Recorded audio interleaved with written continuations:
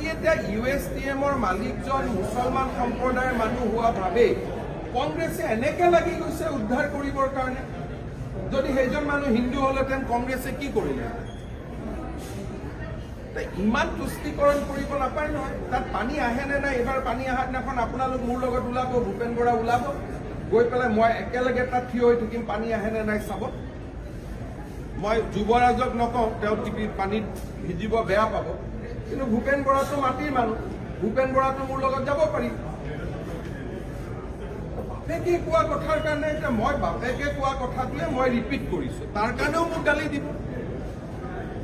মই কি Ben party নেকি য'তে মাৰি থাকিব মোক?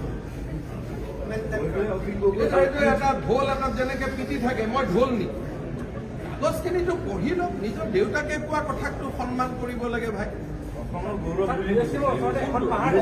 USTM অসমত আছে নেকি?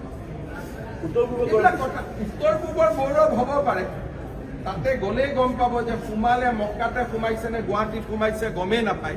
সেইটো হ'ব পাৰে উত্তৰ পূবৰ গৌৰৱ, কিন্তু অসমৰ গৌৰৱটো নহয়, অসমৰ সংকট।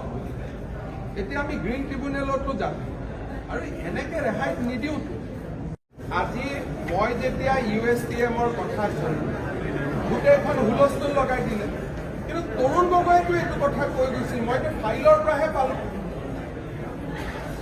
তৰুণ গগৈ ডাঙৰীয়াই কৈ গৈছে যে গুৱাহাটীত বানপানী হোৱাৰ মূল কাৰণ হ'ল যোৰাবাট। এতিয়া কংগ্ৰেছে মোক গালি পাৰে, তৰুণ গগৈ ল'ৰাইও মোক গালি পাৰে, কয় USTMৰ নাম কিয় ল'লে?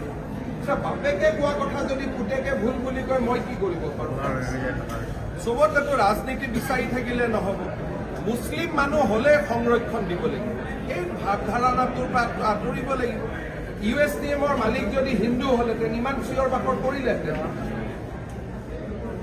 আজি যিটো তৰুণ গগৈয়ে কৈ গৈছে, এবাৰ নহয় 2005ৰ পৰা 2014লৈকে মই পেপাৰ কাটিং ওলাইছো, 25টা পেপাৰ কাটিং পাইছো এতিয়ালৈকে।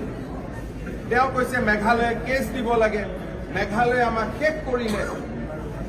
তেওঁ আৰু কৈছে, তেওঁ অখিল গগৈকো দোষ দি থৈ গৈছে যে গুৱাহাটীৰ বানপানীৰ দোষী আনজন দোষী হ'ল অখিল গগৈ। সেইটো বিতৰ্কত মই নাযাওঁ, কিন্তু তৰুণ গগৈ ডাঙৰীয়াই জীয়াই থাকোঁতে তেওঁ বাৰে বাৰে কৈ গৈছে যে যোৰাবাটৰ কাৰণে গুৱাহাটীত আৰ্টিফিচিয়েল বানপানী।